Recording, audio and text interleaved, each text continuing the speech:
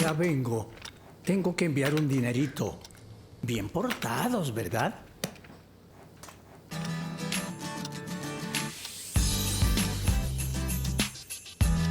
Vaya, ya estuvo. Ahora hacer transferencias a otros bancos es más rápido y sin costo con la app Davivienda. Así de fácil. Davivienda, una multilatina en El Salvador.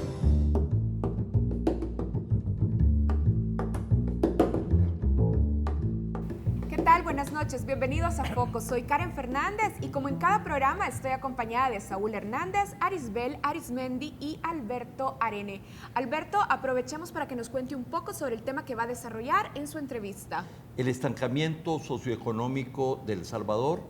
Tenemos como invitada a una reconocida economista, Carmen Aída Lazo, la decana de Economía y Negocios de la Escuela Superior de Economía y Negocios, conocida como la ESEN.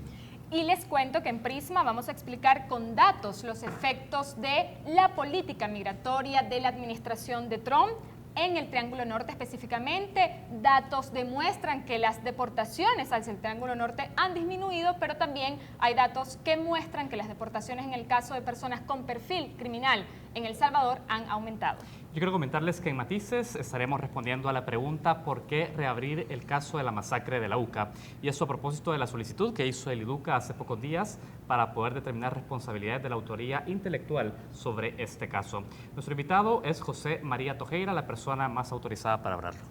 Bueno, y todas las noches son especiales en Focos, pero esta lo es todavía más, porque gracias a nuestra alianza con el Museo de la Palabra y la Imagen, el MUPI, vamos a presentar para ustedes material inédito filmado por el cineasta Alfredo Massi.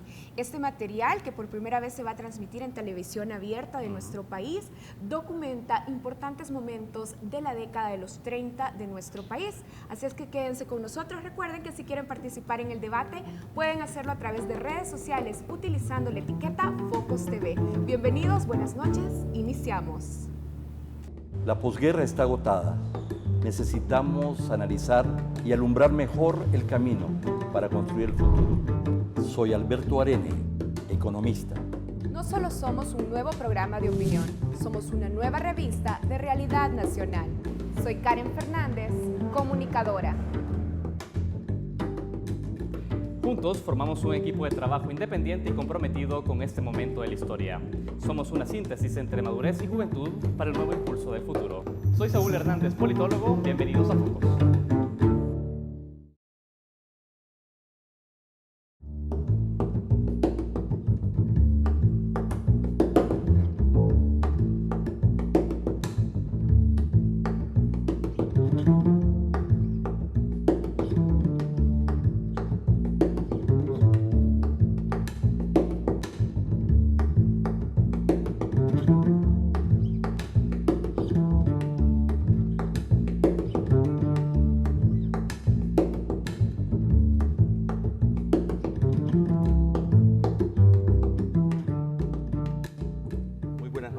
Televidentes, bienvenidos a un nuevo episodio de Focos y de su segmento Zoom, el estancamiento socioeconómico de El Salvador.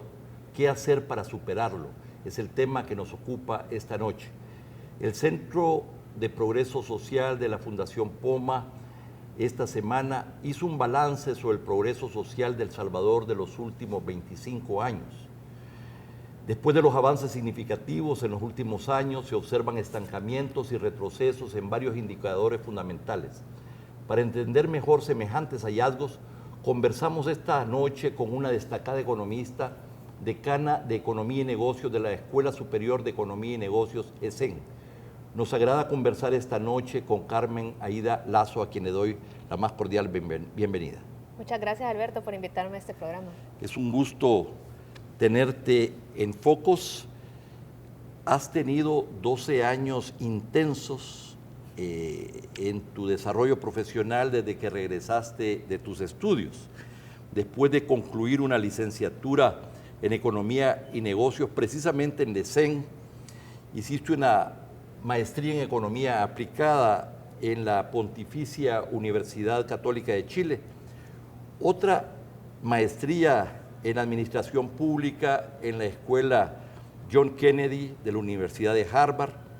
Durante 4 años fuiste miembro del Consejo Directivo de la Superintendencia de Competencia cuando se creó precisamente la institución y asesora de la ministra de Economía en la administración SACA, luego coordinadora técnica del Informe de Desarrollo Humano del Programa de las Naciones Unidas para el Desarrollo, PNUD.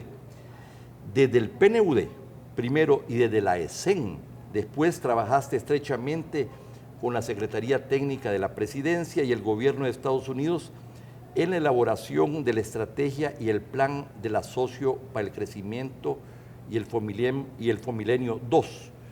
O sea, has estado precisamente en el centro del análisis y de la propuesta de desarrollo, tanto en el gobierno, tanto en la academia, y en ese sentido me pareció que eras una persona idónea para hablar del tema que nos ocupa. Quiero comenzar preguntándote cuál es tu opinión sobre estos hallazgos del Centro de Progreso Social y también de FUSADES, que hace 3 meses hizo también un balance al respecto. Bueno, sí, muchas gracias. En realidad, este año no solo son los 25 años de Acuerdos de Paz, sino que yo diría que también hay otro hito, y es que son 25 años donde tenemos estadísticas económicas y sociales continuas. Realmente El Salvador se puede leer desde 1992, que la encuesta de hogares de propósitos múltiples se restablece como un instrumento anual que permite que nosotros los salvadoreños podamos hacer una comprensión más clara de los diferentes niveles de bienestar de la sociedad. Y por lo tanto, tanto FUSADES como ahora el Índice de Progreso Social, podemos hacer ahora una mirada de 25 años y preguntarnos, ¿verdad? ¿Realmente ha aumentado el bienestar de la población? ¿Dónde han habido más avances? ¿Hay retrocesos? Y básicamente lo que está ocurriendo a nivel mundial es que está habiendo un cuestionamiento de las medidas tradicionales de bienestar. Por muchos años el PIB per cápita fue la medida reina y básicamente los países medían a partir de en qué ranking de ingreso per cápita tenían, ¿verdad? En los últimos años se ha cuestionado mucho eso, se reconoce que el bienestar es multidimensional. Para que una persona esté bien necesita tener satisfecha una serie de necesidades en su vida, vivienda, educación, nutrición, pero también voz política, ¿verdad? Seguridad. Entonces han surgido como esta forma de ver la realidad que es más integral, yo creo que es un avance significativo. Y dentro de esa línea es que se inserta esta medida que es el Índice de Progreso Social. Pero fíjate que ya en 1990 hubo un cambio, yo diría, paradigmático en la medición con el Informe de Desarrollo Humano, que se fue perfeccionando a lo largo de los años y que precisamente daba una visión más integral del desarrollo. Sí. Sí, de hecho el Índice de Desarrollo Humano es una medida que viene y dice, no, demasiado énfasis en el PIB per cápita, hay más que el ingreso per cápita, la educación y la salud, incorpora 3 dimensiones. Pero a manera de ejemplo, este Índice de Progreso Social incorpora 48 indicadores. Entonces nos permite ver a El Salvador básicamente en 3 aspectos, ¿verdad?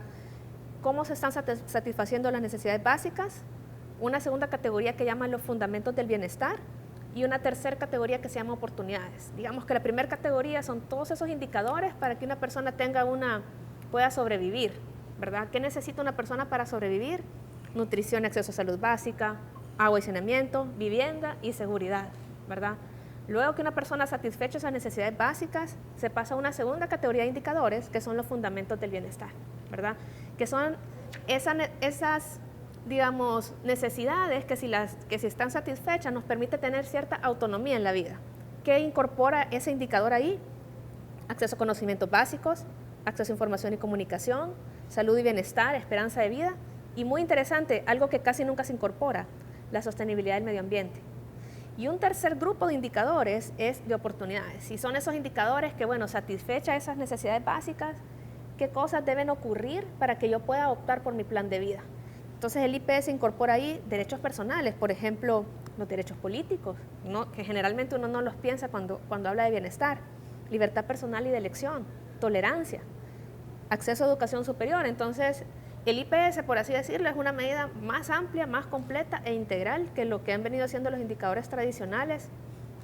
Una gran ventaja es que es una metodología que se ha unificado A nivel internacional. A nivel internacional, entonces permite comparaciones internacionales y ahora en el caso de El Salvador permite comparaciones en el tiempo, ¿verdad? Y nos permite decir, realmente, una mirada del bienestar debería incluir todos estos factores. Según dicho estudio, el índice de progreso social en 2017, El Salvador se posicionó en el lugar 70 entre 128 países analizados, colocándonos en el rango de países con progreso social medio. ¿Verdad? Se construye como un índice en donde 0 representa el menor progreso social posible y 1 señala que se ha llegado a que todos los indicadores tengan el mayor nivel de logro posible. Esto nos lleva precisamente al tema de los indicadores para estas 3 etapas que el índice analiza en diferentes momentos de estos 25 años. Sí, realmente, y el índice se parece un poco, es bien similar a una gráfica. Si usted ve la pobreza en El Salvador, el índice se parece en el siguiente sentido. En El Salvador generalmente se observan avances considerables en el bienestar y en la reducción de la pobreza en los 90s, ¿verdad? Y ahí es donde el índice es lo que llama el informe un crecimiento acelerado de la posguerra, ¿verdad? Que va desde el 92 hasta donde termina el siglo XX, ¿verdad? ¿Qué es lo que hemos observado en el siglo XX? Hemos observado un crecimiento sostenido, pero moderado, ¿verdad? A manera de ejemplo, veamos con la pobreza. Quiero ir comparando los 2 indicadores. Cuando El Salvador sale de la guerra, 6 de cada 10 hogares eran considerados pobres en El Salvador, de acuerdo a las estadísticas nacionales. Entre el 92 y finales de los 90 hubo una reducción de la pobreza de 20 puntos porcentuales. ¿Qué significa esto? Que cuando ya comenzamos el siglo XXI, 4 de cada 10 hogares eran considerados pobres. Sabemos que no es suficiente, pero fue una reducción considerable. ¿Qué es lo que nos preocupa hoy en día? Hoy en día nos preocupa que en lo que va de este siglo, los avances en la reducción de la pobreza han sido sumamente modestos. De acuerdo a las últimas cifras, 1 de cada 3 hogares es considerado pobre. En el caso del índice de progreso social, yéndonos a esto, vemos un panorama similar. Hay avances en el caso de El Salvador en las medidas de bienestar, pero hay una desaceleración. Está costando que el país avance en dar mayores niveles de bienestar, particularmente en los últimos años. Es la mirada que nos da el índice. Entonces, para periodizar, dijéramos, el análisis del índice, hay una primera etapa de posguerra que coincide con un crecimiento de la economía mucho mayor, a tasas del 6 y pico %, del 92 al 99. Luego alcanzamos en la segunda, que le llaman de consolidación, del 99 al 2013, hay un avance lento. Sí. Y finalmente la tercera, de estancamiento, llegamos hasta subir al 2014, pero luego viene una regresión que nos lleva al mismo nivel de 2010 sin tomar en cuenta el 2017, ¿verdad? Posiblemente ya con el 2017 retrocedemos a los niveles del 2009 cuando llegó el gobierno del presidente Funes. Sí, en realidad lo que el indicador nos está mostrando, porque uno lo puedes agregar y ver, bueno, en qué cosas empeoramos, qué nos ha hecho que nos estanquemos y en qué cosas mejoramos. Entonces, una mirada al indicador nos señala que, por ejemplo, en el tema de seguridad, obviamente los retrocesos, bueno, no retrocesos, sino el incremento en la inseguridad en los últimos años ha pegado mucho en el caso de este indicador.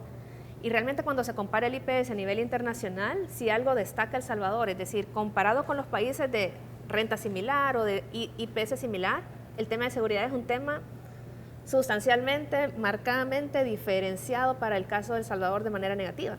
Pero también el índice nos destaca que han habido retrocesos en temas medioambientales, temas que muchas veces se dejan de lado, pero que son sumamente importantes. La contaminación del aire, ¿verdad? O por ejemplo, bueno, aquí aparece la cobertura forestal, la exposición a partículas, que son temas, a veces como se miden poco, se hablan poco. O por ejemplo, también el índice registra retrocesos en libertad de expresión, participación laboral femenina. Entonces, quizás lo que podemos decir es que un índice es al final una síntesis y hay que ver en los pilares qué fue dónde es que estamos retrocediendo, ¿verdad?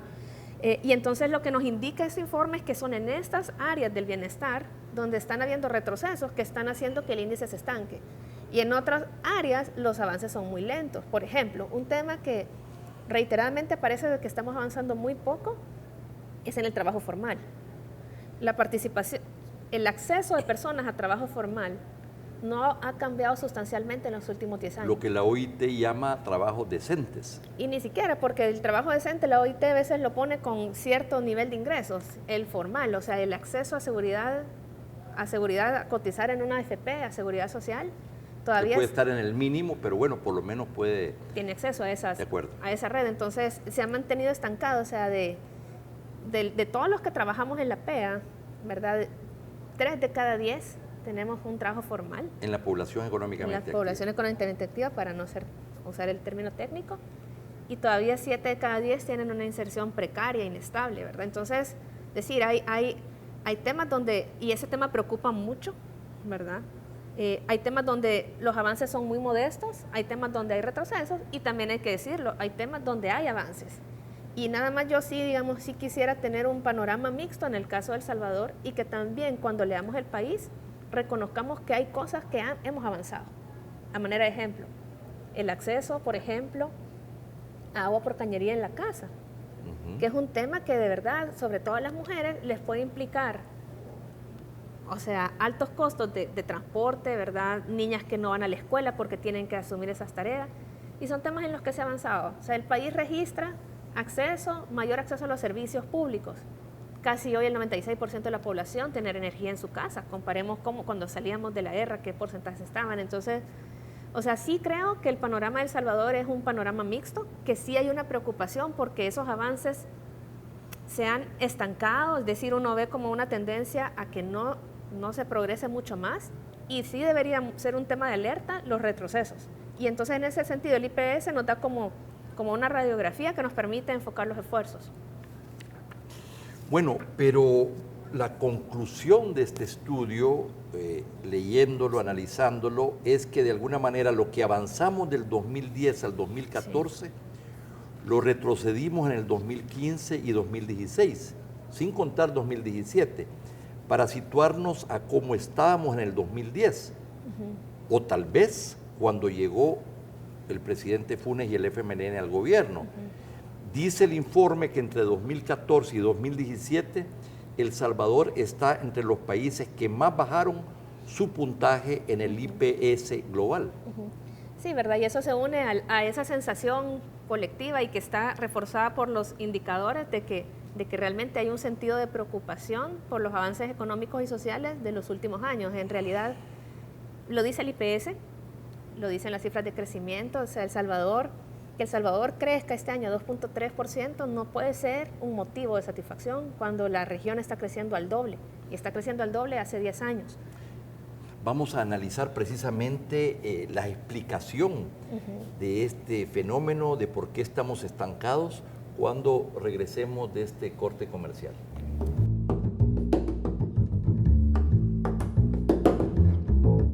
Te presentamos a Punto Express, el lugar donde pagas todo en un mismo lugar. Punto Express tiene una red que te permite estar conectado directamente en línea para realizar todo tipo de pago de forma inmediata. Nuestra red de más de 800 puntos se encuentra en los 14 departamentos de El Salvador, en los lugares que siempre frecuentas, optimizando tu tiempo. De lunes a domingo, en horarios extendidos. Sin colas, sin recargos, sin tanta vuelta. En Punto Express, pagas todo, ganas mucho. En Navidad te mereces un cambio. Estrena regalos, porque todas tus recargas prepago desde $5 traen regalos. Gana Smart TV, consolas, smartphones y más. Canjealos en la app Recargó o enviando el PIN que recibirás al 323. ¡Claro que sí! En Navidad te mereces un cambio. Estrena regalos, porque todas tus recargas prepago desde $5 traen regalos. Gana Smart TV, consolas, smartphones y más. Canjealos en la app Recargó o enviando el PIN que recibirás al 323. ¡Claro que sí!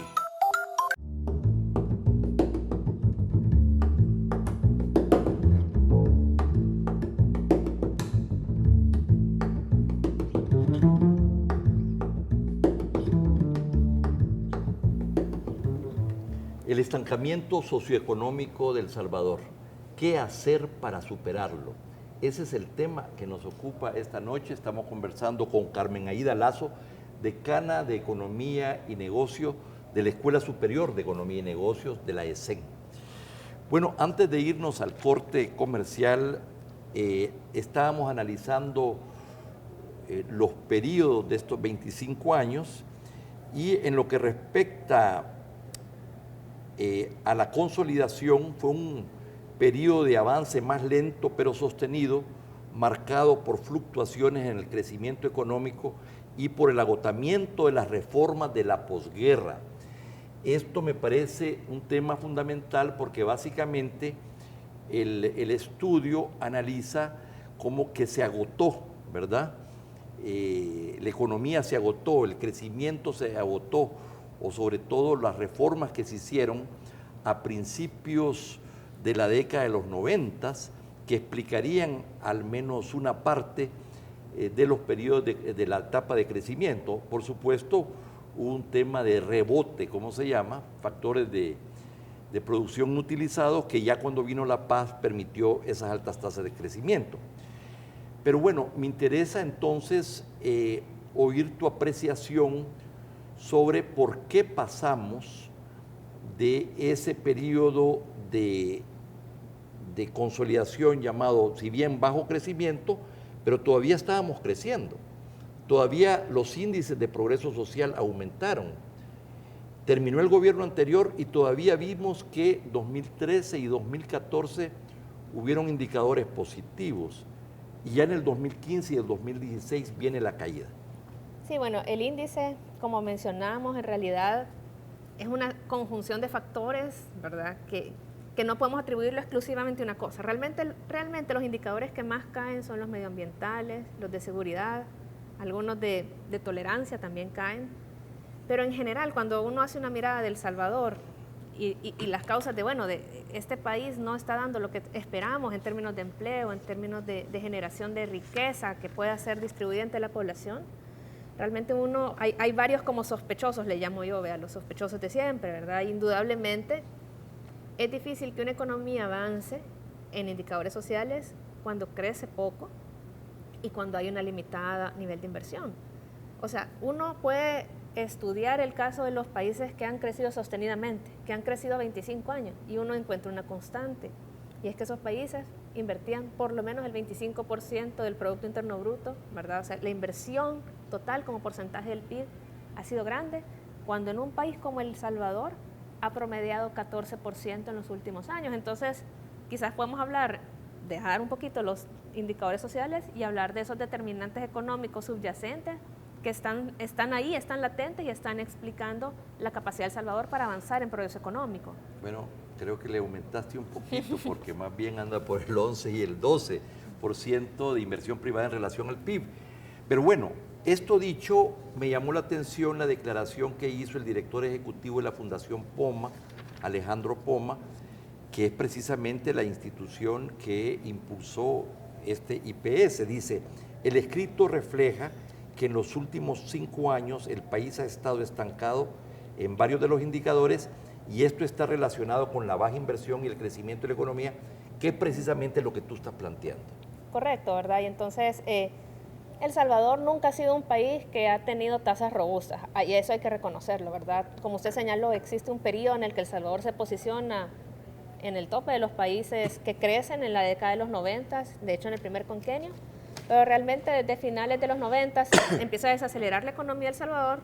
No obstante, todavía en la primera parte de este siglo todavía crecíamos bajo, pero parecido al resto de Centroamérica, pero donde digamos ya nos desacoplamos y uno puede ver en las estadísticas, ya El Salvador es distinto a Centroamérica, es en los últimos 10 años, donde El Salvador realmente crece en promedio al 2%, cuando Centroamérica está creciendo al 4.5% y está atrayendo además mucha más inversión que la que trae El Salvador. Ese es el momento en el que decimos, vaya, tenemos que estudiar qué está pasando ahora.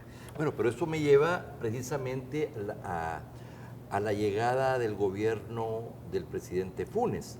Y tú viviste esto muy de cerca porque fuiste parte del equipo desde Naciones Unidas, estabas encargado de la coordinación técnica del informe de desarrollo humano y como que te prestó Naciones Unidas para integrarte con la Secretaría de Planificación o la Secretaría Técnica de la Presidencia y la contraparte del gobierno en los Estados Unidos para impulsar precisamente este asocio para el crecimiento, el mismo Fomilenio 2, sí, ¿verdad? Y tú viviste no solo tanto el diagnóstico, el análisis que se hizo conjuntamente, como lo que fue la estrategia y la propuesta. Sí, yo creo que remontémonos un poquito a 2011, porque yo creo que es un episodio de la historia que es bien interesante para El Salvador. Tenemos un presidente de Estados Unidos demócrata, presidente Obama, un presidente que viene a El Salvador en el año 2011 y dice, bueno, El Salvador junto con Tanzania, Ghana y Filipinas, ustedes 4 van a formar parte de lo que se llama el Asocio para el Crecimiento. Creo que para una administración relativamente nueva del gobierno del FMLN fue una oportunidad bien importante, fue un voto de confianza. Y a partir de entonces se dijo, miren, lo primero que tenemos que hacer en El Salvador es tratar de comprender por qué la economía no crece tanto, ¿verdad? Esto va a ser un asocio para el crecimiento, vamos a unir esfuerzos para que El Salvador crezca más. Y como usted dice, ahí tuve la dicha, ¿verdad?, de formar parte de un equipo, yo estando en el PNUD del gobierno y también de funcionarios de Estados Unidos, que nos dimos a la tarea de tratar de comprender, ¿cuáles son las restricciones para el crecimiento? Porque hay algo, digamos, que ahora se usa mucho en economía, y es decir, no le apuntemos a todo, apuntémosle a las cosas que si las atacamos, dinamicen lo demás, ¿verdad? Seamos estratégicos. Se hizo un estudio y ese estudio concluyó 2 cosas. Mira, El Salvador, para que usted crezca más, necesita atacar sus 2 grandes restricciones al crecimiento. Y ahora, digamos, ya es muy conocido, la baja inseguridad y la baja rentabilidad del sector transable. La alta inseguridad. La alta inseguridad, sí, y la baja productividad del sector transable. Y ese es un hallazgo bien importante. Pero hay que explicar eso de la baja productividad del sector transable, o rentabilidad también. Es decir, básicamente, El Salvador, para que una economía pequeña como El Salvador realmente crezca, no puede pensar que puede crecer a partir del mercado interno. También la experiencia internacional es totalmente, digamos, contundente en el sentido de que los países que han logrado dinamizar su economía, han logrado insertarse a los mercados mundiales. Entonces, cuando estábamos haciendo ese estudio, nosotros decíamos, el sector de El Salvador, exportador de bienes y servicios, a eso se le llama el sector transable. Es el sector que, por así decirlo, compite en bienes y servicios con el resto del mundo, ¿sí? Pero mira, solo una pequeña referencia. Nosotros nos insertamos a la economía internacional, pero al revés, exportando mucha gente y muy pocos bienes y servicios. Es decir, nosotros importamos 18% del PIB ha sido el déficit, ¿verdad?, el déficit comercial en relación al Producto Interno Bruto. Estamos diciendo que somos una economía muy abierta, pero como que lo hicimos al revés, no relanzando el sector exportador. Correcto, entonces uno compara El Salvador y uno dice, bueno, quiero ver el sector exportador de un país pequeño como El Salvador, y lo comparamos con países pequeños como Luxemburgo, Singapur, Costa Rica, y nuestro sector exportador es muy pequeño. Y entonces el Asocio para el Crecimiento dice, miren, no se enfoquen en todos los sectores, y yo creo que es un mensaje muy importante y que quizás no se dimensionó. Por ejemplo, no se enfoque usted en generarle incentivos al sector no transable, al sector que depende del mercado interno, al sector, por ejemplo, de real estate, ¿verdad?, al sector de centros comerciales, a todo ese sector que no compite, no es necesario que se enfoque, ese ya está creciendo. Pero el sector que usted tiene que enfocarse y que tiene que realmente tratar de dinamizarlo es el sector transable. Y entonces, a partir de eso, básicamente el Asocio para el Crecimiento dice, la cooperación de Estados Unidos la vamos a reordenar para que realmente ayude, ya sea a combatir la restricción de inseguridad o la de baja rentabilidad del sector transable. Inmediatamente después, el presidente Obama anuncia que El Salvador va a ser elegible para un segundo Fomilenio. Recordemos que estaba terminando el Fomilenio 1, y quizás ahí, muy breve sobre el Fomilenio 1. El Fomilenio 1, desde mi punto de vista, era un programa bastante tradicional de combate a la pobreza, La narrativa del Fomilenio 1 era, las personas que viven en la zona norte son pobres porque tienen falta de acceso, están un poco conectados. Entonces, si esa es mi premisa, lo que yo tengo que hacer es llevarle una calle, la longitudinal del norte, y darle acceso a bienes y servicios. En el Fomilenio 2, porque teníamos el Asocio para el Crecimiento, hicimos un enfoque totalmente diferente. La narrativa fue, El Salvador, para que usted crezca, necesita que aumente la inversión en el sector transable. Por lo tanto, hagamos un compacto, como le llaman ellos, o un convenio, realmente en español, que trate de atacar las restricciones para que haya más inversión en El Salvador. Es por eso que el Fomilenio 2, digamos, yo creo que es una herramienta y un legado bien importante, ¿verdad?, que quedó de esa fase, porque básicamente permitió construir una narrativa. Y la narrativa era, El Salvador tiene que crecer más. Entiendo que esta metodología o esta aproximación se realizó en Harvard con Roderick, con Andrés Velasco, que fueron profesores con los que tú trabajaste.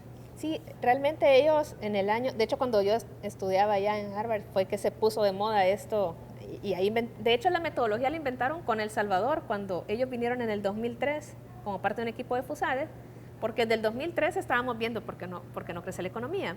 Entonces, básicamente la metodología del diagnóstico para el crecimiento lo que hace es tratar de descartar lo que no es importante de lo que es importante y enfoquémonos en lo que es realmente importante. ¿Cuáles son entonces los principales ejes que se diseñaron del mismo asocio?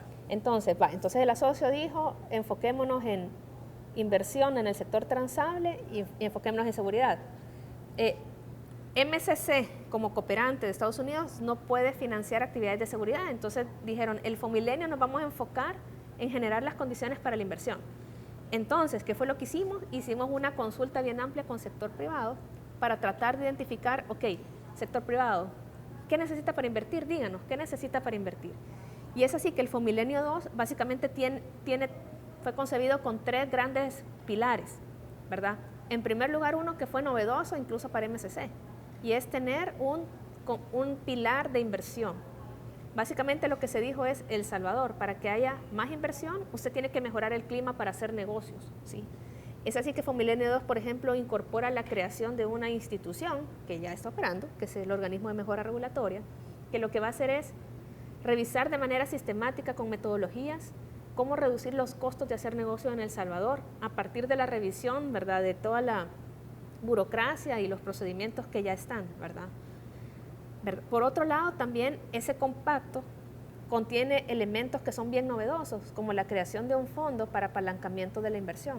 Entonces, la idea es, muchas veces el sector privado no invierte porque no tiene las condiciones complementarias para invertir, ¿verdad? El típico ejemplo es un hotel o un grupo de hoteles que necesitan la calle para poder invertir. Entonces, el convenio, el Fomilenio 2, incorpora un fondo que le dice al empresario, yo invierto si usted invierte, invirtamos los dos, creemos las condiciones entre ambos. Pero bueno, además de eso, para buscar precisamente los costos de logística, son altísimos en Centroamérica y particularmente en El Salvador, y ahí hubo toda una estrategia, ¿verdad?, que tiene que ver con la ampliación del aeropuerto, que tiene que ver con la construcción del puerto de la Unión, que tiene que ver con el desarrollo de las zonas extraportuarias, con el clúster de servicio aeronáutico, etcétera. Solo por razones de tiempo, Sí, de acuerdo. me gustaría que nos dijeras, bueno, ¿qué de eso se implementó y qué no se implementó? ¿Por qué, siendo un programa tan bien diseñado, tan importante, que se centró precisamente en los puntos neurálgicos, lo que hemos visto son estancamientos económicos?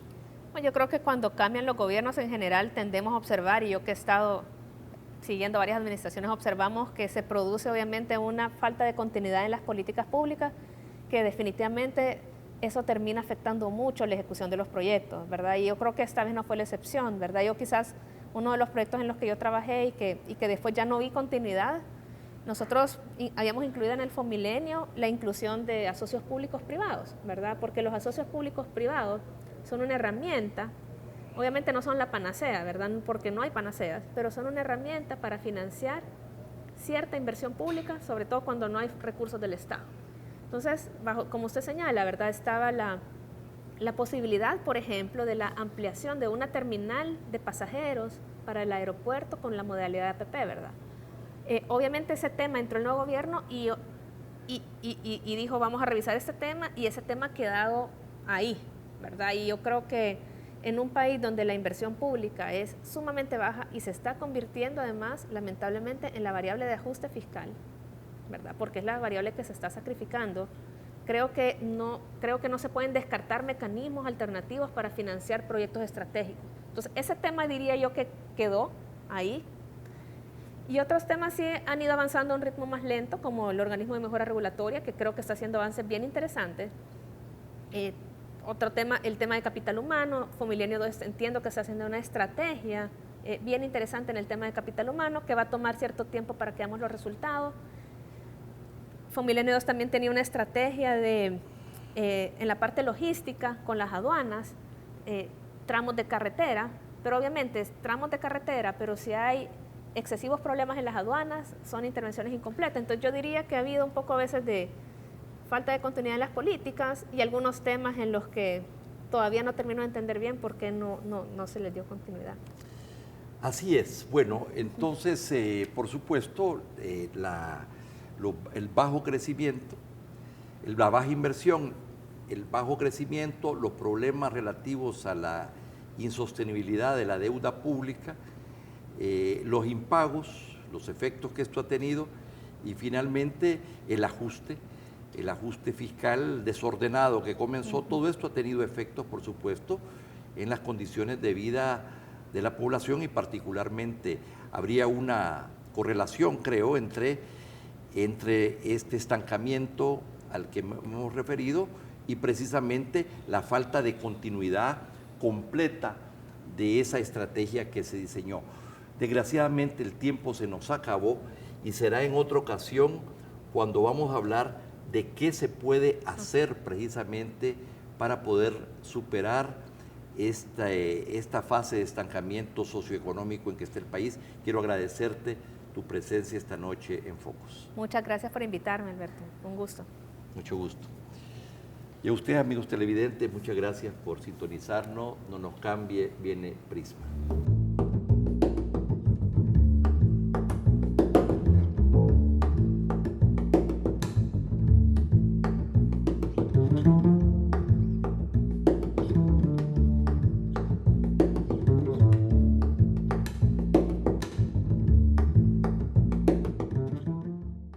Te presentamos a Punto Express, el lugar donde pagas todo en un mismo lugar.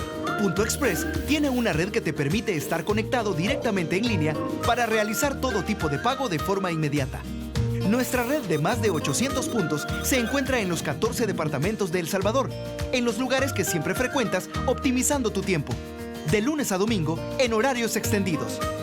Sin colas, sin recargos, sin tanta vuelta. En Punto Express, pagas todo, ganas mucho. En Navidad te mereces un cambio. Estrena regalos porque todas tus recargas prepago desde $5 traen regalos. Gana Smart TV, consolas, smartphones y más. Canjealos en la app Recargó o enviando el PIN que recibirás al 323. ¡Claro que sí! En Navidad te mereces un cambio. Estrena regalos porque todas tus recargas prepago desde $5 traen regalos. Gana Smart TV, consolas, smartphones y más. Canjealos en la app Recargó o enviando el PIN que recibirás al 323. ¡Claro que sí! En esta Navidad el mejor regalo es tu país.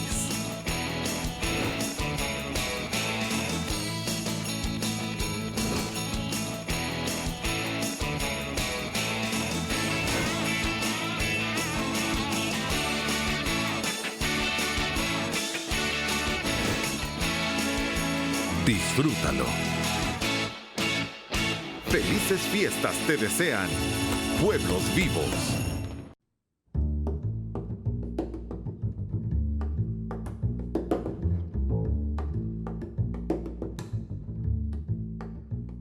Están trayendo sus drogas, están trayendo su criminalidad, son violadores y algunos supongo que son buenas personas. Estas fueron palabras de Donald Trump pronunciadas durante su campaña electoral, en la que prometió una deportación masiva de 3 millones de migrantes con presunto perfil criminal. A casi un año de su llegada a la presidencia de los Estados Unidos, su discurso antimigratorio ya produce acciones hacia los países del Triángulo Norte centroamericano. Al menos en El Salvador, el número de connacionales deportados con perfil criminal ya dobla la cifra alcanzada el año pasado. Durante el último año de Barack Obama, 524 salvadoreños con antecedentes penales en Estados Unidos fueron deportados según datos oficiales, mientras que de enero a octubre de 2017 la cifra se elevó a 1.100. De este número, solo 74 personas tenían orden de captura en El Salvador. Y según informó a Focus el director de Migración y Extranjería, Héctor Rodríguez, estas personas fueron capturadas a su arribo a territorio salvadoreño. Según datos oficiales, en los 8 años del gobierno de Obama, las deportaciones de centroamericanos con perfil criminal aumentaron tan solo 8%. De acuerdo a leyes migratorias estadounidenses, son sujetos de deportación por perfil criminal quienes han cumplido pena en ese país por determinado delito o quienes han sido acusados por ofensa, es decir, delitos menores que representan a lo sumo 2 años de prisión, como robo, asalto, conducción temeraria, posesión de drogas o violencia doméstica. Según Rodríguez, el aumento de personas con perfil criminal también se ha producido en Honduras y Guatemala. Pero, ¿este es el mismo comportamiento para la cifra general de retornados? Las cifras de los últimos 10 meses demuestran que no.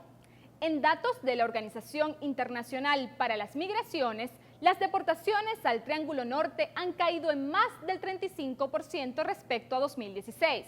En El Salvador, la cifra es aún mayor, con el 47%, en Honduras con el 34% y en Guatemala con el 31%.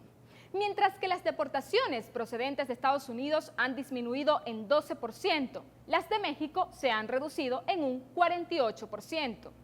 Recordemos que el flujo migratorio de centroamericanos hacia Estados Unidos utiliza México como vía para llegar de forma irregular a la nación norteamericana. Y desde el año 2015, según datos de la OIM, México deporta a más del 50% de los indocumentados provenientes de Guatemala, Honduras y El Salvador, que ingresan a ese territorio para llegar a Norteamérica. Las cifras del organismo internacional también demuestran que en el último año las deportaciones de niños y adolescentes del Triángulo Norte se han incrementado en un 13.2% respecto al mismo periodo en 2016, afectando mayoritariamente a El Salvador y Guatemala. Esto puede ser consecuencia, entre otras variables, del aumento de menores no acompañados que han solicitado refugio en México en los últimos 4 años. De 65 menores originarios de El Salvador, Guatemala y Honduras en 2013, la cifra alcanzó los 229 en 2016, según datos de la Comisión Mexicana de Ayuda a Refugiados. Las deportaciones seguirán siendo una problemática de los países del Triángulo Norte si persiste la migración irregular como vía de escape de la violencia y la situación económica de la región. Analistas aseguran que mientras no exista seguridad, mayor acceso a la educación y mejores oportunidades de empleo, la migración irregular seguirá afectando a los centroamericanos. Esto es todo en Prisma. Ya volvemos con más de su programa Focos.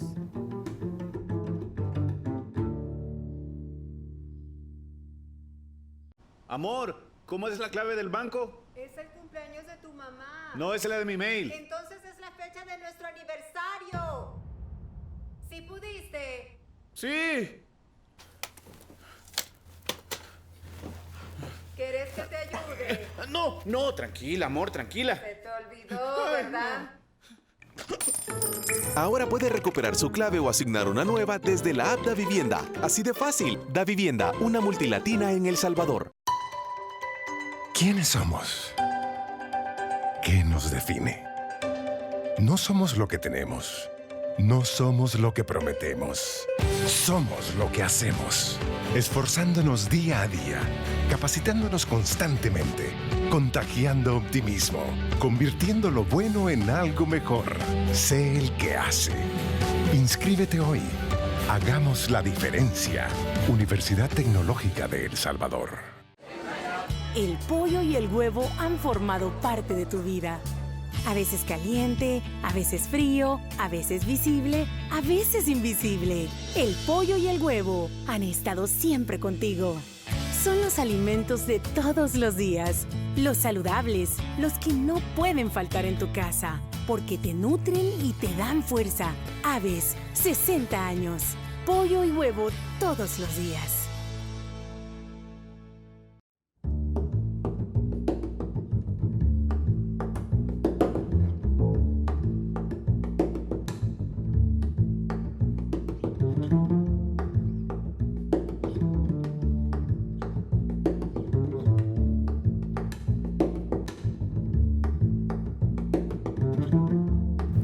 Bueno, Saúl, estamos ya en la mesa de entrevista de Matices.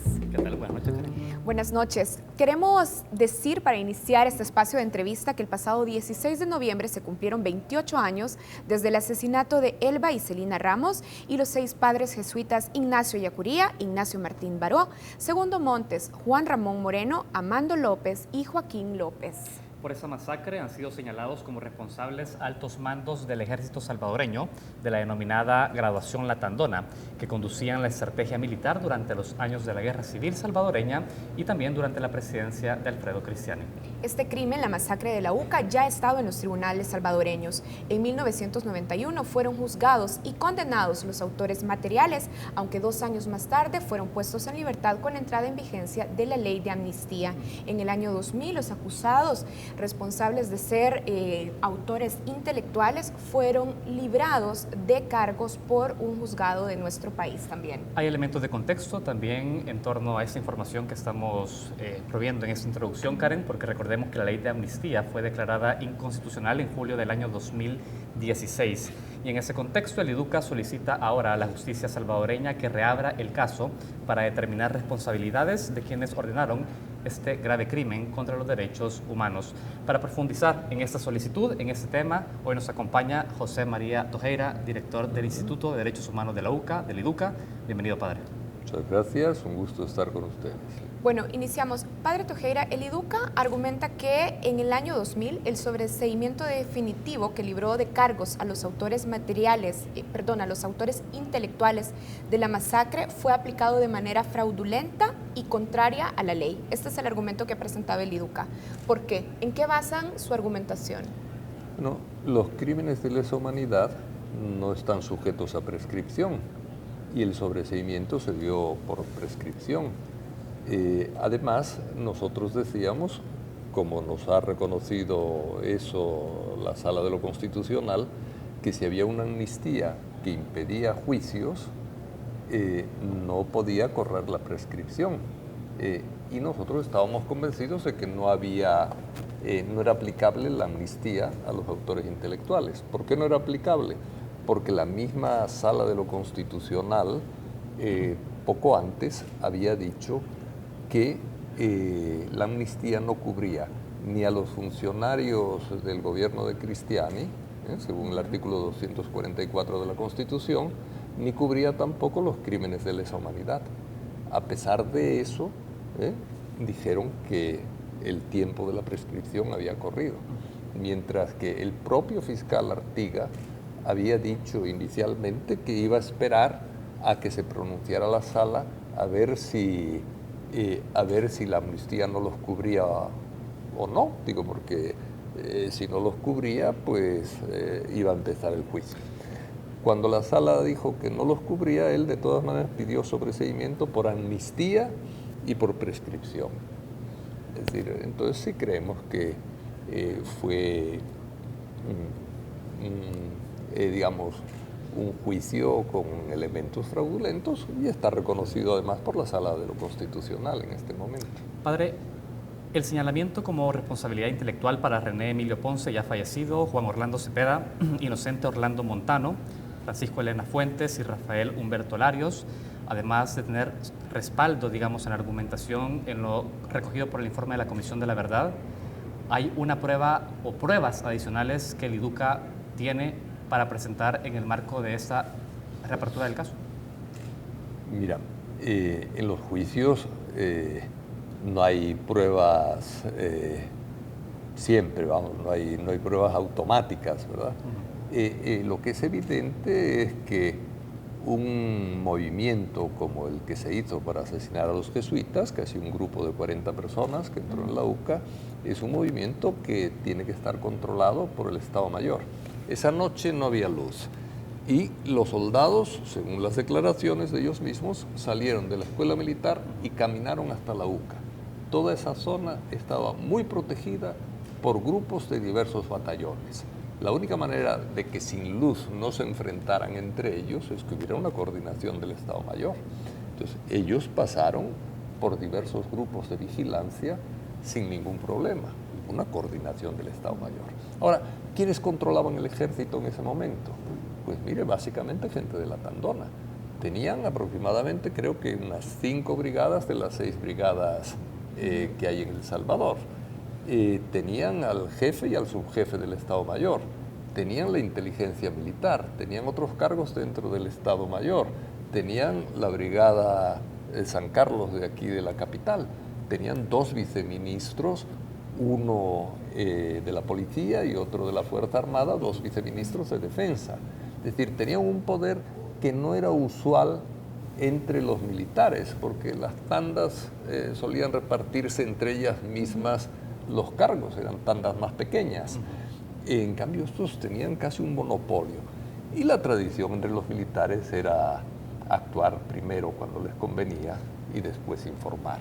Entonces yo creo que el delito es un delito claramente nacido en el Estado Mayor del Ejército salvadoreño y mayoritariamente dirigido por miembros de la Tandona. Por supuesto, no todos los de la Tandona, ¿verdad? La pregunta es, pero en el sí, juicio con un peso grande. Del 2000, que finalmente hace un sobreseimiento sobre esos autores intelectuales, ¿son las mismas pruebas las que vienen a retomarse en esta reapertura del caso o hablamos de nuevas? Y se lo pregunto porque en el comunicado del IDUCA, cito, señalan, cuando se convoque a audiencia inicial presentaremos algunas variantes respecto a lo solicitado en el 2000. Entonces, llama la atención si es que hay algo nuevo que ofrecer aquí. Bueno, el trabajo que hemos seguido haciendo, ¿verdad?, sobre el tema, las investigaciones, las conversaciones con distintas personas, nos han llevado a concentrar el tema en algunos miembros de la Tandona y algunos colaboradores necesarios del crimen, también militares de alta graduación. Y en ese sentido pudiera ser posible que pidamos un sobreseimiento de algunas personas y que pidamos que se añadan otros. Pero hasta eso se puede hacer hasta el momento de la audiencia inicial. Ahora, quiero volver a lo que nos estaba diciendo. Usted nos estaba presentando un esquema de deducciones lógicas. Por ejemplo, los soldados tuvieron que caminar por este campo sin luz y con coordinación desde el Estado Mayor. Pero además de estas deducciones lógicas, ¿hay evidencia documental que vincule a estos miembros de la Tandona como autores intelectuales? Vamos a ver. Yo creo que el principio de racionalidad es uno de los principios básicos de todo sistema judicial. Es decir, cuando hay razones para pensar que unas personas pueden haber cometido el crimen, porque solo ellas lo podían cometer, es suficiente para iniciar un juicio. No nos toca a nosotros demostrar la culpabilidad, a nosotros nos toca acusar, ¿verdad? Es el juez el que al final decide si son culpables o inocentes, pero que hay una lógica fuerte que indica que ellos fueron, es evidente. Es un poco lo mismo que decíamos. Es muy curioso aquí en El Salvador que a veces se buscan testimonios o demasiado exactos, que es muy difícil que existan, una orden por escrito de matarlos, firmada por un fulano. Eso no, en un contexto como eso no lo hacen porque saben además que es ilegal, ¿verdad? Y no lo guardan si lo hubieran hecho en algún momento. Pero, por ejemplo, cuando los matan, está el gobierno mes y medio diciendo que fue la guerrilla la que los mató. Y nosotros diciendo, es imposible que disparen 20 minutos, y nosotros habíamos oído los tiros, que disparen 20 minutos, habiendo toque de queda, estado de sitio, y estando el lugar donde los matan a 700 metros del Estado Mayor, a 200 metros de la colonia donde vivían los del Estado Mayor y a 400 metros de la inteligencia militar.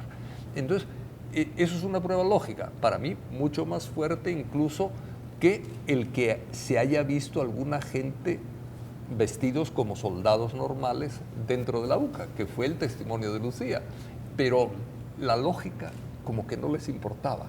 Dice, la mujer que vio, ahí sí, fueron contra ella, la persiguieron hasta en Estados Unidos, fue un teniente coronel salvadoreño a presionarla e insultarla en Estados Unidos.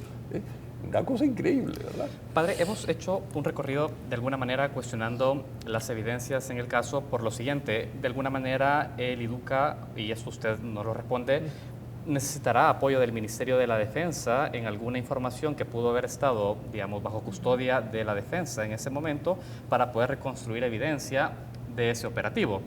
Y la pregunta es la siguiente, porque ¿Qué tanta confianza tiene el IDUCA de poder acercarse al Ministerio de la Defensa para poder respaldar evidencia en este caso, teniendo en cuenta que ha sido este Ministerio de la Defensa que ha sido señalado de destruir información sobre operativos militares durante el conflicto armado? Mira, el Ministerio de Defensa ha estado pagando siempre los abogados de los militares, ¿verdad? Y ha seguido de alguna manera actuando de una forma restrictiva. Yo el 16 de noviembre del año pasado solicité, en base a la Ley de Acceso a la Información Pública, que me dieran toda la documentación que tenían desde el 11 de noviembre, cuando empezó la ofensiva, hasta creo que ponía el 6 de enero, cuando al fin reconocieron públicamente, o 5 de enero. Bueno, lo que me dieron es un material que no sirve para mucho. Por ejemplo, incluso yo insistí en el tema de una cadena de radio en el que se pedía públicamente que mataran a los jesuitas. Eso pasó el 11 de noviembre. Bueno, pues que no tienen copia, que no tienen nada de eso. Es decir, el IDUCA ya acudió a la defensa a pedir información. Sí, nos mandaron 2 o 3 recortes de periódico, que por supuesto ya los teníamos, ¿verdad? ¿Y usted qué opina y de...? ni siquiera nos mandaron, por ejemplo, un recorte de periódico, creo que es el 16 de noviembre, en que el coronel Montano del 16 de diciembre, un mes después, en el que el coronel Montano aseguraba que había sido la guerrilla todavía, un mes después, ¿verdad? Es decir, eso no nos lo mandaron y pedimos todo lo que tuvieran, no lo tenían archivado, una declaración de un viceministro de Defensa. ¿Y qué opinión le merecen las declaraciones que dio esta semana el ministro de Defensa, el general Munguía Payés, que sobre la reapertura del caso jesuitas ha dicho que es un gasto de energía y que los salvadoreños no debemos ver al pasado? Bueno, ha dicho otra cosa más, ¿verdad? Pero me voy a meter con esa. Mire, decir que buscar que se haga justicia en un crimen de lesa humanidad es perder energías, será las de ellos, ¿verdad? Es decir, es emplear adecuadamente las energías. Un país no puede vivir en base a impunidad. Es decir, luchar contra la impunidad es perder energías. Parece que es lo que dice el ministro. Y dijo otra cosa, a mi juicio, todavía más grave. Hablando de esto, dice, si mire, la Fuerza Armada en el pasado cometió algunos errores, también tuvo actos heroicos, vamos a conceder los actos heroicos, ¿verdad? Pero no cometió errores los cometemos todos. De lo que estamos hablando es que cometió crímenes de lesa humanidad. Y eso es distinto de un error, ¿verdad? Un error lo cometes tú, lo cometo yo, lo comete cualquiera. Un crimen de lesa humanidad lo comete el Estado nada más, y lo pueden cometer los militares, ¿verdad? Y lo cometieron en estos casos. Entonces, que no le llamen error a un crimen de lesa humanidad, porque eso es una vergüenza. Un error puede ser lo que él dijo, que le gustaría declararse en rebeldía contra una sentencia de la Corte Suprema. Nos queda claro. Pero lo otro no. Nos queda claro tanto con las declaraciones de Payés como con su reacción, padre Tojera, que no hay ningún tipo de giro de apoyo por parte del actual Ministerio de la Defensa para poder ayudar a esclarecer este hecho. Sí, la impresión queda. Y no destruyeron libros en el pasado también. Padre Tojera, hablando de la autoría intelectual, ¿con qué evidencias se deducen las responsabilidades intelectuales del expresidente Cristiani en este caso específicamente? Vamos a ver.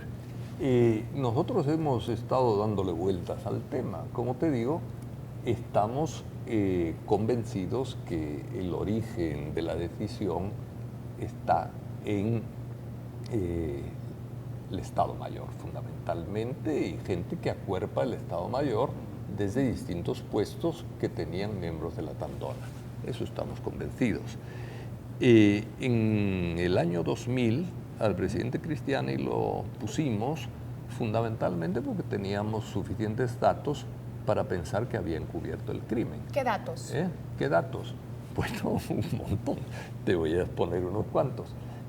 Por ejemplo, un dato que cuando la comisión ad hoc presenta la lista de los militares que deberían ser purgados, en los primeros de la lista iban varios de la Tandona, en los primeros. Y el presidente no los destituyó, según lo que había en los acuerdos de paz, ¿verdad? Después aparecieron en el informe de la Comisión de la Verdad. El compromiso era que los que aparecieran en el informe de la Comisión de la Verdad serían cesados, ¿verdad?, en sus cargos bueno, siguieron en sus cargos. Es decir, hay una razón que me la han explicado después, tanto, digamos, del lado de Arena como del lado del FMLN, que es que cuando el presidente vio la lista ante el secretario general de las Naciones Unidas, dijo, miren, no tengo capacidad, el presidente de El Salvador no tiene capacidad para eliminar a todos los que aparecen en esta lista, especialmente en los primeros lugares. Y entonces se llamó a los del FMLN, que estaban también allá en las Naciones Unidas, se les planteó lo que decía el presidente y se llegó a un acuerdo de que estos militares saldrían del ejército cuando cumplieran la edad de jubilación, los 30 años de servicio, y mientras tanto el FMLN mantendría los cohetes tierra-aire que tenía guardados en Managua. Pero fue un acuerdo posterior, que ustedes se enteraron luego, secreto, y esto nos hemos enterado después, ¿entiendes?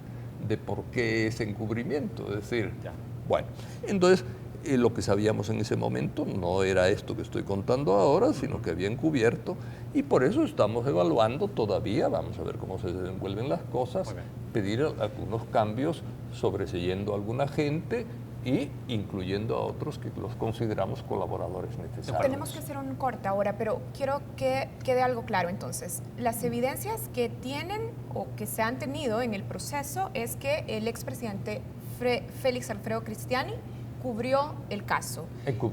Encubrió el caso, y no así que participó directamente de la planificación intelectual de la masacre.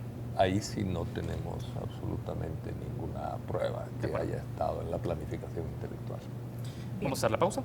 Hacemos una pausa. Esta noche estamos conversando con el padre José María Tojeira, director del Instituto de Derechos Humanos de la UCA. Hacemos una pausa, ya regresamos en Matices.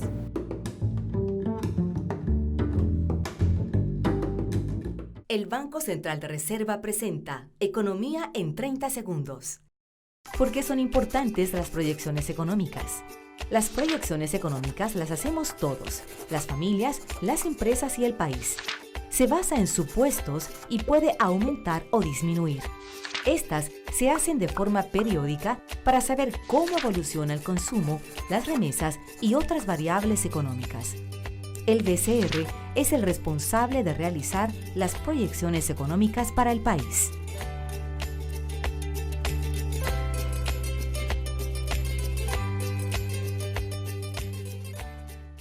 Esto ha sido Economía en 30 segundos. En esta Navidad el mejor regalo es tu país.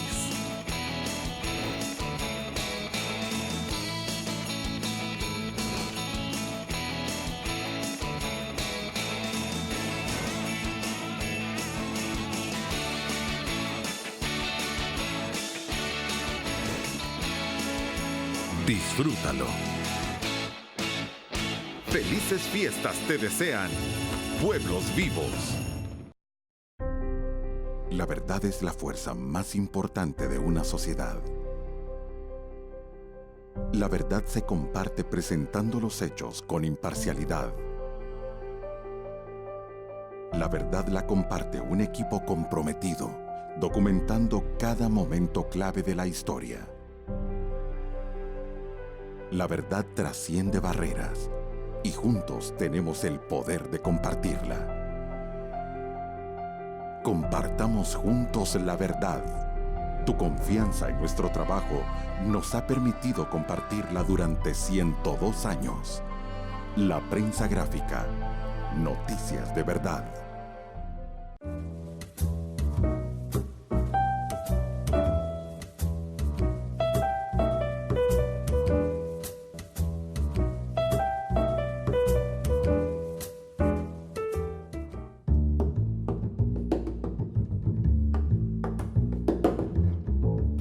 Continuamos en Matices. Esta noche se encuentra con nosotros José María Tojeira, director del IDUCA, para poder responder a la pregunta ¿por qué reabrir la masacre de la UCA? Pero es importante señalar, Karen, que José María Tojeira además es la persona autorizada para poder hablar sobre este tema dentro de la institución UCA. Es la persona que ha dado seguimiento desde un momento como provincial de los jesuitas en Centroamérica, luego como rector de la UCA y ahora como director del IDUCA. Es importante para nosotros su presencia esta noche en Focos. Padre, Queremos vincular lo que está sucediendo en El Salvador, esa solicitud, con lo que pasa en España. El coronel Inocente Montano ahora está bajo la custodia de la Audiencia Nacional de España, una instancia que tiene una investigación ya avanzada sobre este caso. Nosotros queremos saber qué repercusiones tiene el caso de Montano, ahora que ya llega a España, alrededor de toda la masacre de la UCA. Bueno, como saben, nosotros en el caso de España no nos hicimos parte, ¿verdad? Se han hecho parte los familiares, pero consideramos que el caso en España ayuda a que aquí se abra también el caso. ¿Por qué? Es decir, porque vemos un sistema judicial relativamente más avanzado que está tomándose en serio una situación grave de violación de derechos humanos, de crímenes de lesa humanidad, y que está procediendo. En ese sentido, es un reto para la justicia salvadoreña. Es decir, la justicia salvadoreña no puede seguir diciendo, como dijeron en el juicio de 2000, que si no hubo juicio era por culpa de las víctimas, porque el derecho en El Salvador, está escrito así, siempre ha estado latente. Latente significa oculto. Entonces, que un juez diga que el derecho estaba oculto es un poco raro, ¿verdad? Es decir, ha habido auténticas payasadas en el modo de expresarse del sistema judicial. Bueno, esto cuestiona cuando les dicen eso es una farsa de juicio, y cuando mucha gente en el ámbito judicial internacional se toma en serio que realmente hubo farsa de juicio acá, el sistema judicial tiende a reaccionar y a decir no puede ser. Es decir, yo creo que en la declaración de inconstitucionalidad de la ley de amnistía, además de razonamientos jurídicos, que está llena de razonamientos jurídicos la sentencia, yo creo que también el peso de la incredulidad de que la ley de amnistía sea buena también pesa, ¿verdad? Y el ámbito internacional que dice, señores, si no lo hacen ustedes, lo hacemos nosotros, también pesa, ¿verdad? Es decir, puede interpretarse aunque no se utilice como argumento. Exactamente, puede entenderse entonces como un acto simbólico de alguna manera. Simbólico. Para que la ha justicia presionado en favor de la justicia en El Salvador. De acuerdo. Bien, en la petición de reapertura del caso solicitan al juez que le pida a la Fiscalía General de la República para que presente un nuevo requerimiento fiscal en el caso de la masacre ocurrida en la UCA. En diciembre del año pasado, es importante tenerlo en cuenta, el fiscal Douglas Meléndez anunció que había creado al interior de su institución un grupo para investigar crímenes de guerra. Pero ya ha pasado más de un año desde ese anuncio y conocemos muy poco sobre los avances de las investigaciones al interior de la Fiscalía. ¿Cómo evalúa usted el trabajo de la Fiscalía también luego de que se derogó la ley de amnistía? Vamos a ver, ha tenido avances, a mi juicio, pequeños, pero también uno acaba reconociendo que la Fiscalía es tal vez el eslabón más débil de todo el sistema de justicia en el país. Es decir, la policía está mejor dotada que la Fiscalía. De hecho, son muchos más, ¿verdad? Es normal que sean más policías que fiscales, pero el número de fiscales es muy pequeño para la situación delictiva en El Salvador, y eso conlleva toda una serie de vicios, problemas de funcionamiento, etcétera. Yo creo que debería ser mayor el número de los fiscales dedicados a la investigación de los crímenes del pasado, pero generalmente la Fiscalía dice estamos abrumados de trabajo con los crímenes del presente, y uno dice, bueno, ahí hay una realidad. Yo no sé por qué no hay un esfuerzo mucho mayor, y eso lo venimos diciendo desde antes de la ley de amnistía, de la derogación de la amnistía. ¿Esta Fiscalía débil es pero la que estamos diciendo desde antes que hay que fortalecer la Fiscalía si se quiere también enfrentar con más seriedad el problema de la violencia en El Salvador. Pero esta Fiscalía débil es la que debe acompañarles en el proceso de reapertura. Eso sí es cierto. Ellos han comenzado ya a acompañar el juicio en el Mozote, ¿verdad? Y al menos la información que tengo yo en algunas audiencias han tenido una participación que no se puede catalogar como mala, ¿verdad? En algunas audiencias. No sé qué tanto están investigando, etcétera. Pero yo sí creo que aunque sea débil, se pueden encontrar puntos de contacto. Espero yo, ¿verdad? Espero yo que se puedan encontrar. En realidad, la Fiscalía tiene que desdecirse de lo que dijo la Fiscalía en el pasado, porque si sigue diciendo que hay prescripción, pues no nos va a acompañar en nada, ¿verdad? Es decir, yo espero que se desdiga. Por más que hay condiciones ahora objetivas y legales para que no lo haga, como una derogatoria de amnistía. Claro. Y además, hay un término que se posiciona alrededor de esta discusión, Padre Tojeira, que la UCA ha impulsado. Hablamos de una ley de justicia transicional, este elemento que se incorpora a este debate. Nos gustaría que nos explique qué es, cómo se compone una ley de justicia transicional y cómo se aplica en el marco de la reapertura del caso que están solicitando. La justicia transicional es una justicia de la que se viene hablando fundamentalmente desde fines del siglo pasado y principios de este, que es el tipo de justicia que se organiza ad hoc en un país que ha sufrido graves desgarramientos internos, guerras civiles o a veces guerras también internacionales, pero de grupos relativamente cercanos, etc.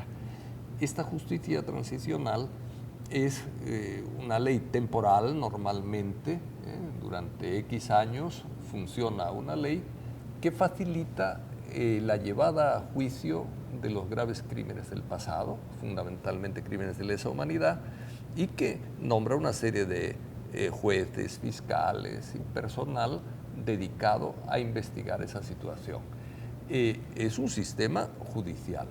¿Qué tiene de específico y propio?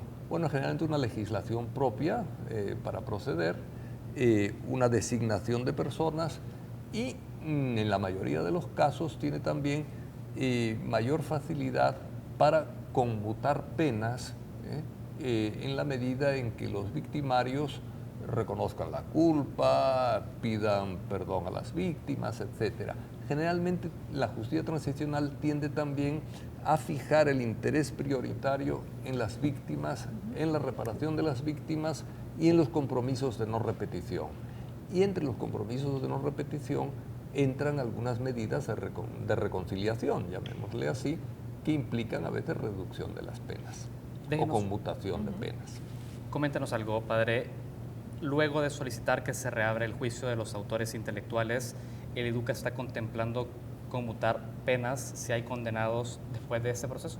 Bueno, a nosotros nos gustaría mucho más que se emitiera una ley de justicia transicional y ciertamente si se emitiera y hubiera posibilidad de llevar el juicio hacia su desarrollo dentro de la ley de justicia transicional, estaríamos encantados. Es algo por lo que hemos apostado, enviamos unos lineamientos a la Asamblea, nunca tuvimos respuesta de la Asamblea Legislativa y hemos escrito algunas cosas, hemos hecho un poco de propaganda, entrevistas, etcétera, hablando de justicia transicional, pero ciertamente no ha habido avances ni de parte del Ejecutivo ni de parte de la Asamblea Legislativa. Eso quedó demostrado en una audiencia de seguimiento de la sentencia de inconstitucionalidad de la amnistía recientemente. Entonces, nos gustaría más eso. Problemas en pedir conmutación de las penas no tenemos en absoluto, al revés, hemos pedido la conmutación de la pena del coronel Benavides porque, entre otras cosas, nos parece absurdo que después de 23 años de estar libre, no porque se fugara de la cárcel o porque violara alguna ley, sino porque le dieron la libertad a él para proteger a otros, ¿no? Que quedan libres. Bueno, pues que después de esos 23 años en que la persona se ha portado fundamentalmente bien, digamos, no ha cometido delitos, no ha conspirado contra nadie, no ha hecho nada malo, que después de eso, cuando ya tiene 70 y algo años, le digan, le quedan 27 años. Pero no queda bastante claro. absurdo. Hubiera salido ya, él hubiera salido ya de la cárcel, si hubiera seguido en la cárcel. Y ahora le quedan 27 años. A ver, entonces solo para clarificar, en el caso de que se reabra el juicio, que ya también vamos a preguntar más adelante sobre la retroalimentación que han tenido, pero en el caso de que se reabre el juicio, ¿ustedes pedirían, si son encontrados culpables los autores intelectuales, pedirían conmutación de penas? Vamos a ver, mira, a mí no me toca decidirlo en este momento. Yo tengo por encima al rector y al provincial de la Compañía de Jesús, que son los que ahora dirigen la política en el caso de estos juicios. Ahora, mi opinión sería favorable a la conmutación de penas. ¿Y por qué creen que todavía el sistema de justicia no les ha respondido sobre la solicitud de conmutación de penas que hicieron para el coronel Benavides? La verdad que no lo sé, pero lo que sé es que se están sobrepasando en el tiempo que tienen asignado. La ley les permite 30 días para decidir ante una petición de este estilo y llevan pues fácilmente 60 días, es decir, ojalá respondan pronto. Muy bien, padre, estamos cerrando esta entrevista. No nos puede pasar por alto la visita del alto comisionado en materia de derechos humanos de las Naciones Unidas recientemente al país. En su visita, él recomendó derogar las medidas extraordinarias en seguridad, un componente central dentro de la política de seguridad pública de este gobierno. Sin embargo, en la opinión pública, nosotros en Focos hicimos una encuesta a jóvenes universitarios preguntándole qué opinaban de esa recomendación del alto comisionado y están en contra muchos jóvenes respecto a esto. Además, que hay estudios que señalan el alto respaldo popular a medidas de tortura y represión en el país.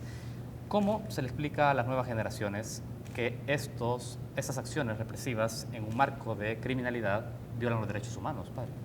A veces lo entienden posteriormente, es decir, cuando les dé tuberculosis, por ejemplo, porque hay 900 presos aproximadamente con tuberculosis y son el foco posible y futuro de un problema de salud pública. Entonces van a decir, claro, cometimos un error teniéndolos encerrados, hacinados, sin poder salir al sol, sin tratamiento médico, y por eso ahora se ha corrido la tuberculosis como problema en el país. A veces, lamentablemente, pasa eso, que hasta que no repercute la violación de los derechos humanos en las personas, no se acaba entendiendo la importancia de los derechos humanos, incluso con respecto a los criminales. Incluso con respecto a ellos. Son personas, se les restringe la libertad de movimiento, pero no se les restringe el derecho a la salud, por ejemplo, o el derecho a la alimentación. Pero ¿cómo llegas con ese mensaje a una población que dice mayor represión ante los elevados índices de criminalidad en el país? La gente está desesperada por la violencia, pero yo creo que no es responder a la violencia con violencia. ¿Qué costos podría tener esto, responder a la violencia con violencia? Pues generar cultura de la violencia, que es lo que se está generando.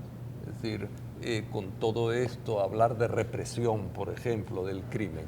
Es decir, lo que autoriza la Constitución es la persecución del delito y la penalización con la pena de privación de libertad de aquellas personas que sean vencidas en juicio.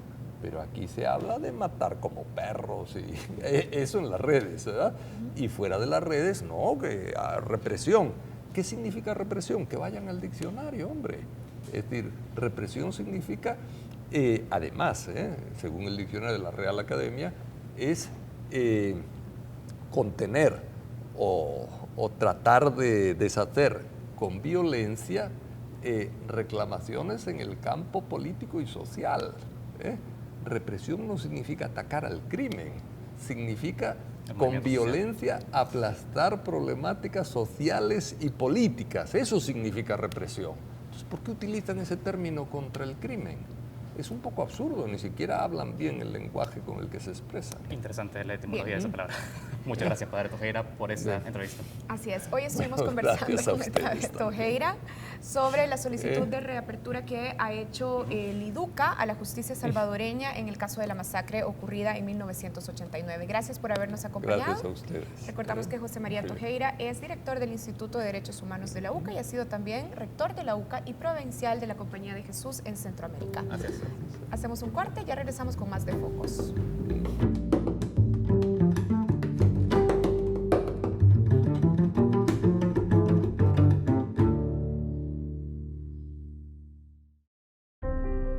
La verdad es la fuerza más importante de una sociedad. La verdad se comparte presentando los hechos con imparcialidad. La verdad la comparte un equipo comprometido, documentando cada momento clave de la historia. La verdad trasciende barreras y juntos tenemos el poder de compartirla. Compartamos juntos la verdad. Tu confianza en nuestro trabajo nos ha permitido compartirla durante 102 años. La prensa gráfica. Noticias de verdad. Hoy arranqué comprando lo que me gusta. Hoy arranqué comprando en el súper. Y yo arranqué construyendo la cochera, porque me ganaré uno de los 3 Volkswagen Jetta Style que el sistema Fede Crédito está regalando para viajar en familia. Este 2018, arranca lo mejor. Por cada $50 acumulados en compras con tus tarjetas de crédito del sistema Fede Crédito, recibirás un número electrónico para participar en el sorteo el 19 de febrero de 2018. Sistema Fede Crédito, queremos darte una mano.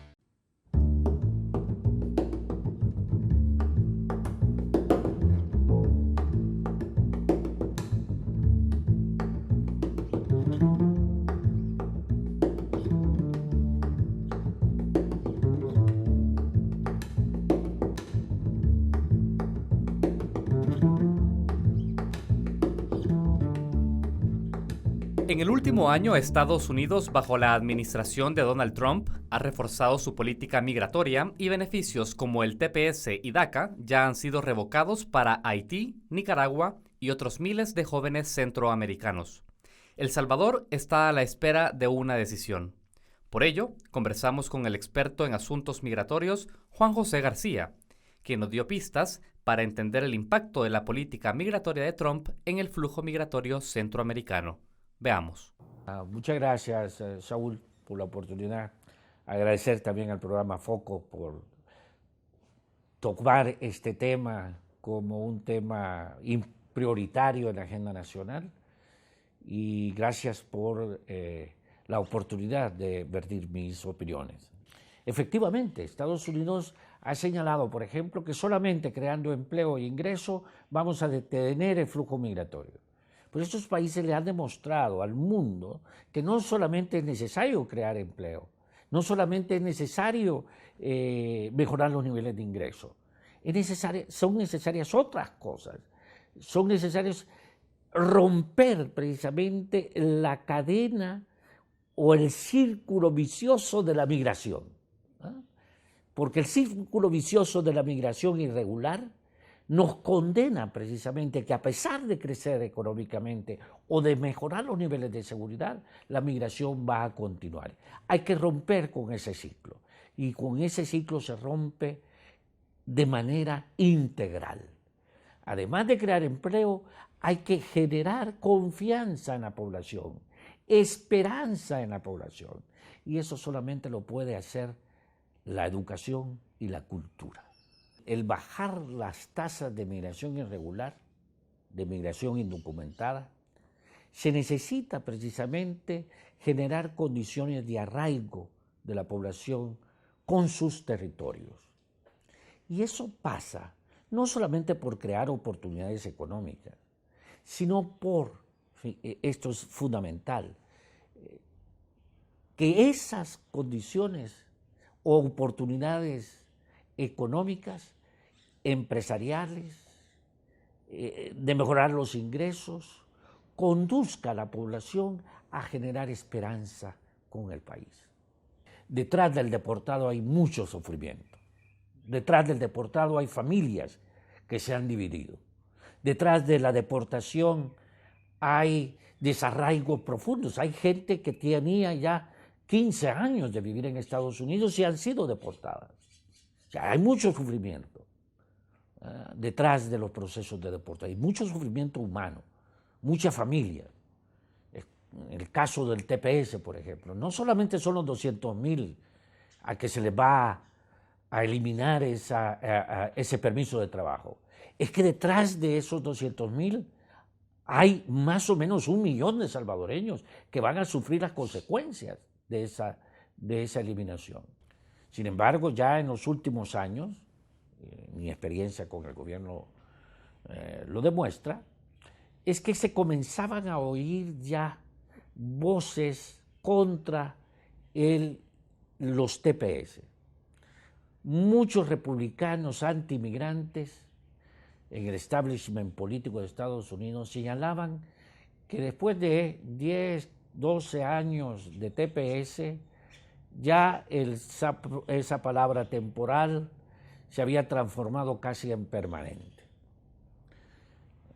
Eso resuena ahora en la caja, dijéramos, anti-inmigrante de la presidencia de Donald Trump, ¿verdad? O sea, eso de temporal hay que rescatarlo. Y eso lo dijo la propia embajadora de Estados Unidos en el país, ¿no? Hay que fijarse, dijo hace una semana, en la palabra temporal. Bueno, mi experiencia en el gobierno demuestra que los gobiernos beneficiarios del TPS no tienen nada que ver en las decisiones del gobierno de Estados Unidos. Su incidencia es nula. Los TPS se han venido renovando por la gracia de los gobiernos y los presidentes de Estados Unidos.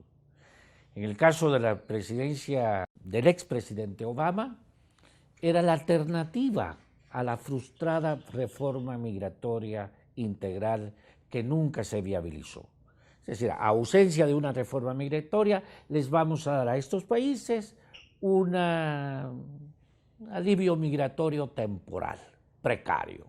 Entonces, yo creo que hay que dimensionar el flujo de deportados, no solamente porque vienen algunos con antecedentes criminales, ¿verdad?, algunos pandilleros, ¿verdad?, sino por el sufrimiento que eso implica de la gente trabajadora, que por no tener papeles está siendo deportada.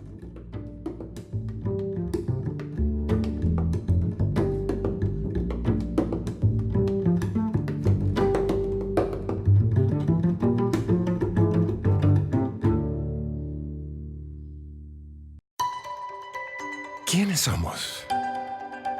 ¿Qué nos define? No somos lo que tenemos. No somos lo que prometemos. Somos lo que hacemos. Esforzándonos día a día, capacitándonos constantemente, contagiando optimismo, convirtiendo lo bueno en algo mejor. Sé el que hace. Inscríbete hoy. Hagamos la diferencia. Universidad Tecnológica de El Salvador. Hoy arranqué comprando lo que me gusta. Hoy arranqué comprando en el súper. Y yo arranqué construyendo la cochera, porque me ganaré uno de los 3 Volkswagen Jetta Style que el sistema Fede Crédito está regalando para viajar en familia. Este 2018, arranca lo mejor. Por cada $50 acumulados en compras con tus tarjetas de crédito del sistema Fede Crédito, recibirás un número electrónico para participar en el sorteo el 19 de febrero de 2018. Sistema Fede Crédito, queremos darte una mano. Focos y el Museo de la Palabra y la Imagen traen a la televisión sucesos que marcaron la época de los años 30 en El Salvador. Las piezas, filmadas por el cineasta Alfredo Masi, han sido resguardadas por el MUPI. Durante todo el mes de diciembre te traemos una nueva entrega cada domingo, 7:30 de la noche por Canal 33, 7 en cable.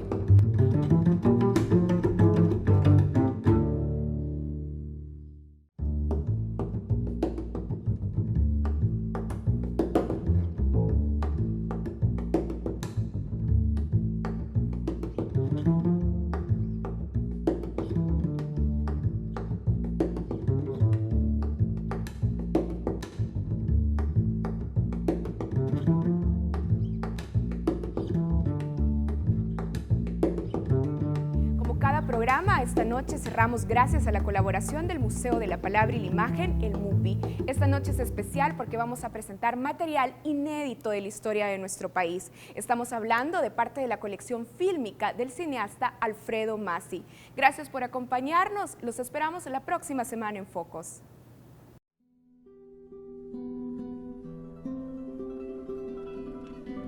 Alfredo Masi nació en 1899 en San Remo, Italia.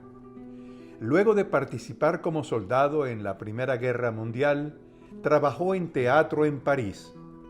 Llegó a El Salvador en junio de 1923, siguiendo a su hermano Enrico Masi, pionero de la aviación en El Salvador. En 1927 fundó el Conservatorio de Música. En 1928 viajó hasta Nueva York por tierra. A su retorno, ya había realizado contactos con laboratorios de cine y vino preparado para dedicarse a la fotografía y la cinematografía. Masi realizó las primeras producciones cinematográficas en El Salvador, como la película Águilas Civilizadas, estrenada en 1927. Masi se asoció con los hermanos Alfredo y Federico Mejía para filmar el noticiero Lorotone. El Museo de la Palabra y la Imagen recibió en el año 2012 parte del legado cinematográfico de Alfredo Masi, integrado por cámaras de cine, proyectores y objetos. Posteriormente, se digitalizó el noticiero Lorotone, copia digital que conserva el MUPI. Filmado en 35 milímetros, es el primer noticiero fílmico producido en El Salvador y se proyectaba antes de cada película en los cines capitalinos de los años 30. Ahora, como una primicia, trasladémonos a los años 30 y veamos el traslado del oro acuñado hacia el Banco Central de Reserva.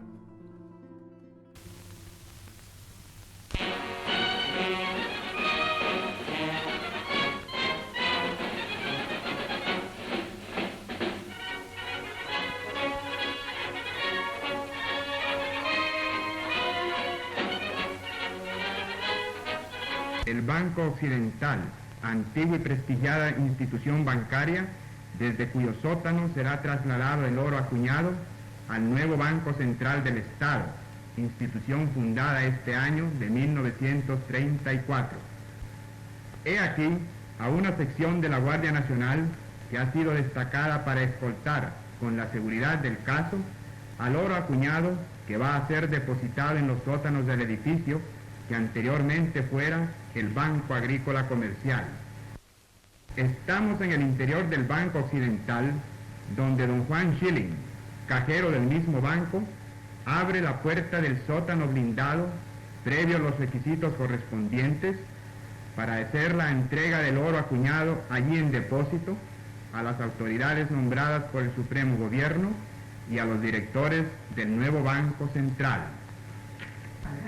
Ahora presentamos las diferentes operaciones indispensables que se llevan a cabo para efectuar el traspaso legal de la reserva de oro acuñado que respaldaba los billetes emitidos por el Banco Occidental. La cantidad de oro acuñado a que nos referimos asciende a la muy respetable suma de $1.101.595. La operación de contar y pesar esta fuerte cantidad de monedas de oro acarreará un tiempo bastante extenso a las personas encargadas para ello. Creemos oportuno en estos momentos comentar muy favorablemente la acertada creación del Banco Central del Estado, que gracias al decidido esfuerzo del gobierno, presidido por el general Maximiliano Hernández Martínez, pasa hoy del terreno de la teoría a la más hermosa realidad. En próximos capítulos continuaremos conociendo este apasionante archivo con las filmaciones de Alfredo Masi, La memoria en movimiento.